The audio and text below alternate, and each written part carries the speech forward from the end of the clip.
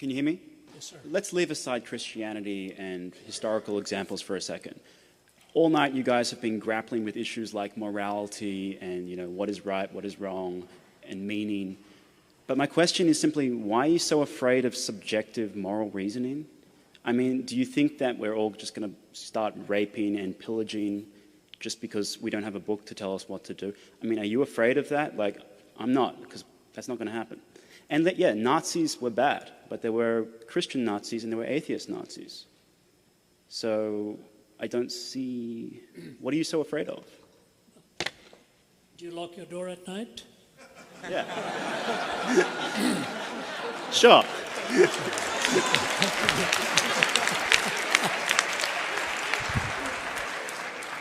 I hear what you're saying.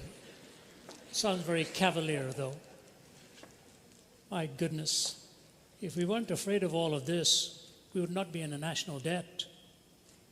The billions. China is secular. Sorry? China is secular. Sorry? China is secular. That's right.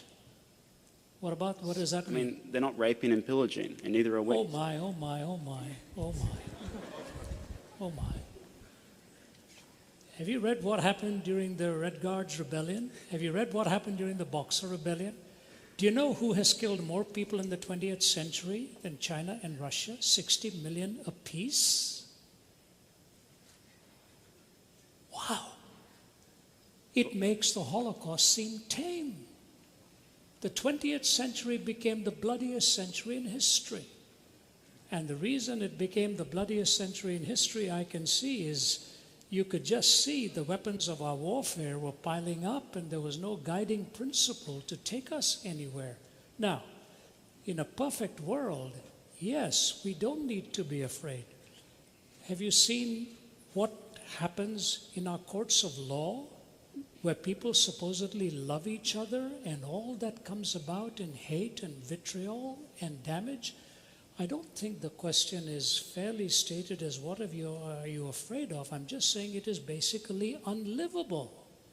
I didn't conclude that. An atheist like Jean-Paul Sartre concluded it. We killed more people in the 20th century than the previous 19 put together. And your question is, what are we afraid of? The fact of the matter is, if morality is purely subjective, then you have absolutely nothing from stopping anybody for being a subjective moralist to choose to just zing one through your forehead and say, that's my answer. How do you stop that? Obviously, you don't believe that's the way it should be. No, neither do I. So it's not a case of what am I afraid of. It's a case of the fact that if you're willing to say to me that moral reasoning can be purely subjective, I just say to you, look out, you ain't seen nothing yet if everybody believed what you did. Do you know, funny, interesting, when I was in the Soviet Union, former Soviet Union, Stalin eliminated 15 million of his own people. 15 million of his own people.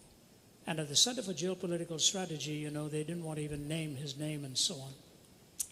His daughter, Svetlana, made the comment. It is quoted both by Malcolm Muggeridge in his writings and by historian Paul Johnson in Modern Times.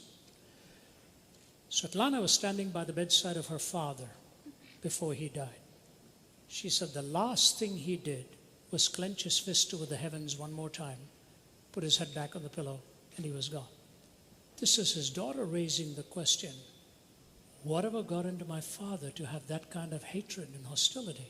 And when 15 million were killed of his own people, it is interesting that the faculty members and the general who chatted with me there, my wife will tell you, sat around the table with tears in his eyes when he watched what had been done to his own country by his own leadership.